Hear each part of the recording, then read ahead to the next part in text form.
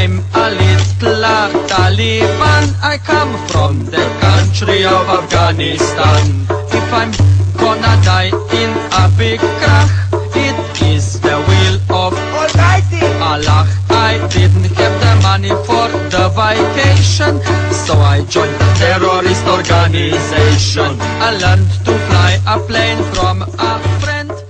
Taliban. Who are the Taliban? One thing I can say is that I have the answer to one of those questions. Love is commonly defined as... Ow! That was right next to my ear. I could have gone deaf, you know. Before we start talking about the Taliban directly, it would be best to talk about the history, geography, and culture of Afghanistan to get the context of the situation. Afghanistan has never been a stable nation. Since ancient times, the area has been under control of many other nations and world powers. Whenever times seemed to be calm and secure, some other nations would come and take Afghanistan, just 'cause, you know. Or reigning leader would have domestic issues causing him to lose grip, or he would be assassinated. That happens a lot too, mate. Afghanistan is a mostly temperate mountainous country located in southern and central Asia. The majority of the land is either snow-covered mountains or valleys between the mountains that were and still are used as travel or trade routes. The Pashtun ethnic group take up the majority of the population and mostly reside in the central southern part of Afghanistan. However, like other ethnicities, they are not exempt of other areas. The capital of Afghanistan is Kabul, which will be a talking point for the future. Now you might be thinking, or you may not be thinking, unstead-mindedly watching this video and not caring. Anyways, what does this have to do with the Taliban in 9/11? Well, the Taliban were in Afghanistan, you doofus. Yeah, sure. I was talking about Afghanistan just for fun, because I liked it or something. Do you even know what I do back in Nome? Freaking commies everywhere. Oh dear, I have to calm down. Yeah, anyway, I have no idea where I'm going with this. Commercial break time. Has this ever happened to you? Then you may need Feorka. This brilliant new product designed by Commercial Co. will solve all of your problems, some of which may include cold, hot, common cold, uncommon cold, coughing, tiredness, farts, laughing at immature words and jokes, dumbness, cancer, AIDS, Tom Hanks, barfing, anxiety towards little children holding spoons, hats, your problem squared plus 3 equals 4, repetition, redundancy, unnecessary restating of previously developed ideas, Alzheimer's, Tom Hanks, where am I again, and much, much more. So what are you waiting for? I'm not quite sure. But what I am sure of is that you need to call right now to get one bottle of Feorka for just $19.99 diamonds. But wait, that's all. Side effects include... And remember, call 911-411-6969 to get your Feorka today. In 1988, the Mujahideen had successfully fought back the Soviet Union. No figure. Let's go figure.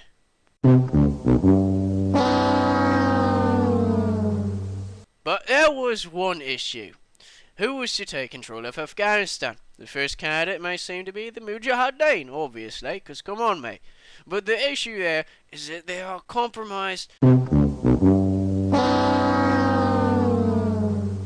of 6 parties. It's a problem. All with different motives and ideals. That's pretty messed up, mate. A lot of problems, a lot of ideals. But one of the main disagreements between the parties was on how the country would be run and what would influence rules and culture development, man. So naturally, they tried to kill each other. The fighting for Kabul and the rest of Afghanistan lasted for multiple years. Many people fled to Pakistan or Iran. However, the rich were usually able to escape to Western nations like the United States and European nations. Large refugee camps were set outside the borders of Afghanistan. These became recruiting grounds for some of the parties who were given control of the camps. Now, around 1994, the Taliban were starting to form. Unbeknownst to the battling parties, their motives were to rid the nation of fighting and employ strict Islamic rules. Well, we have a lot of those in Britain now, don't we? They were mostly able to gain support and soldiers from the mostly undeveloped Pushtun tribes, along with many from the refugee camps who also wanted to stop the conflict. Many of their weapons were obtained from disarming the population of places they took over, as well as backing from various unknown sources. After getting many soldiers' munitions and weapons, they began to take over parts of Afghanistan. The main goal was to take over Kabul, the capital of Afghanistan, as well as liberate the country. They went on to take over Kandahar, a city southeast of Kabul, with little resistance because the people were happy to finally have an end to the fighting that had plagued the city for years. This is when the Taliban began to show their rules and way of thinking. They took away the rights of women. It's just mean. They started banning them from working or being educated until a more suitable education system for women could be created. That's a load of bollocks. Along with this, they forced women to wear burqas, which is clothing that covers the whole body, including a thin veil covering the face. Also, women weren't allowed to leave their houses or appear in public without a male family member escort, mate. But women weren't the only ones to be put under harsh rules. While it's not as strict as female rules, men were legally required to wear turbans and grow unshaven beards. Furthermore, they were required to pray at least 5 times a day, preferably at a mosque. Anyone who did not follow these rules was seen as a traitor to the religion and was punished accordingly. These rules were made in tangency with a strong anti-Western lifestyle. Safe to say, this did not bode well with Western nations who both did not like the Taliban's rules and did not like being hated on. Over the course of about a year, the Taliban were able to take about half of Afghanistan, all the while increasing their good reputation amongst Afghanistan's people because of their Islamic purity and non-barbaric nature. This led them to the hills overlooking Kabul. They were able to take a chunk of the western suburbs before being pushed back to the government's army that had previously secured the city. There was a small pause in the fighting for Kabul until October 1995. The Taliban were able to secure a strategic position outside the city and bomb it. Trade routes to the city were also blocked, lessening the integrity of the city's fortifications. The winter that year was harsh for Kabul, and there was a mass food and fuel shortage, so the Taliban finally decided to attack. They were able to take the city with ease. We need help, mate. Anyways, here we go. So, shortly after taking the city, the president of Afghanistan was hung by the Taliban, securing their control of the city. During this time, there was fighting between Islam's Khan forces and the Taliban for Herat, another major city in Afghanistan. After a failed offensive by the Khan at Kandahar, the Taliban were able to take Herat with ease, and thus the Taliban asserted their dominance among Afghanistan. Whilst they did not control the entirety of the nation, they did have substantial portions of it. Now one may ask, where does 9/11 come into this? Well, if one would let me finish, then I would tell them. In 1998, America bombed a suspected base of al-Qaeda leader Osama bin Laden, who was blamed for the bombing of American embassies in Africa. The bombing was a failure because Osama bin Laden was not at this particular place, so was asked by Afghanistan's government to hand him over. The government, of course, was the Taliban. They refused to turn him over because the al-Qaeda and the Taliban had been working together through funding and military support. One problem.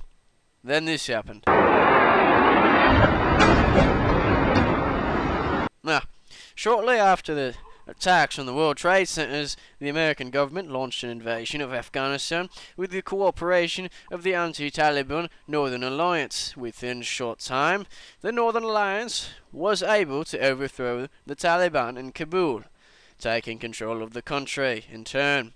Thus, they ended their strict religious rules and gender oppression. The Taliban today are mostly eradicated. They still have a central leader and followers, but their influence and power is nowhere near as great as it was in 2001. Thank you all for watching this video. It was really fun making. I hope you enjoyed it. However, it would not have been possible without our sponsor, Gradual Ounce. Gradual Ounce is a picture-sharing social media hub where you can share as many up-close pictures of your face as you want. There is also a new liking system where you can get likes to make yourself feel better and increase those ego points. Parents don't have to worry because your child can turn on private mode so that only their friends can see their pictures and give them comments like, "Oh my god, so perf." Even then, don't worry kids, you can accept anyone you want and your parents probably won't notice. How else will people have 2,000 friends? Big Boy 123 asked to follow you? Accept him. Cute Gal 4782. Accept her too. 420 Pedo 69. Hell, accept him too. You and your face will become famous through Gradual Ounce. If you sign up today and use the promo code SADTIRE, you will get a free filter that looks like a cat face. And remember, it gets funnier and more unique every time you use it.